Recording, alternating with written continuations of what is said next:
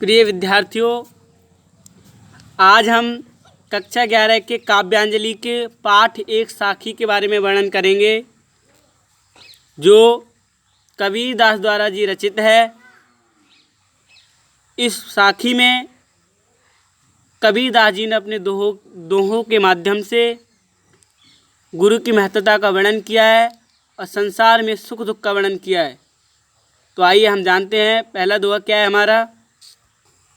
पहला दोहा है हमारा कि बलिहारी गुर आपने देवहाड़ी कैवार, जिन मानसी से देवता करते न लागी बार।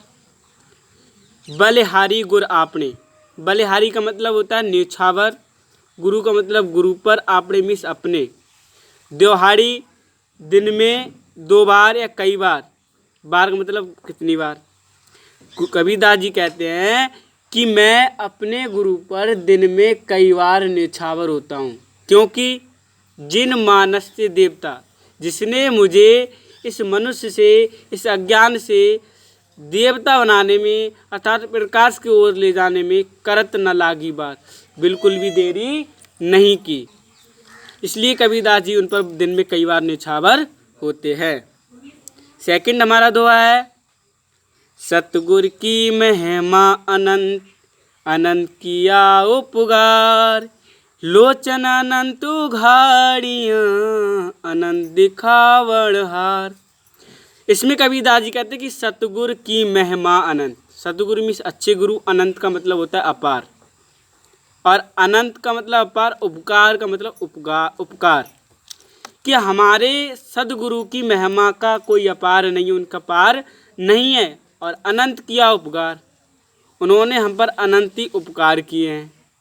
लोचन अनंत उघाड़ियाँ, उन्होंने जैसे हम पे उपकार किया, उन्होंने हमें ज्ञान दिया है, उससे हमारी दिव्य दृष्टि, नेत्र का लोचन मतलब दिव्य दृष्टि, जो अंतर दृष्टि है वो खुल गई है। अनंत दिखावड़ हार, जिससे मुझे अनंत दिखाई देने लगा है, मुझे अच्छे बुरे की पहचान हो गई है, मैं विषय वासनाओं में नहीं पड़ूंगा। तीसरे दोहे में क्या बताया, थर्ड पैराग्राफ में, आइए जानते हैं। दीपक दिया तेल भर, बाती दई अघट, पूरा किया विसाउण, बहोर नावे हट। इसमें बताया है कि हमारे गुरु ने हमें ज्ञान रूपी दीपक दिया, अर्थात मुझे ज्ञान प्राप्त कराया, तेल भर, और उसमें प्रेम रूपी तेल भर दिया। बाती दई अघट, और उसमें कभी ना घटने वाली बाती डाली, और पूरा किया विसावड़ा, जिससे मैंने इस संसार में आके सारा क्रय विक्रय कर लिया। विसावड़ा का मतलब क्रय विक्रय।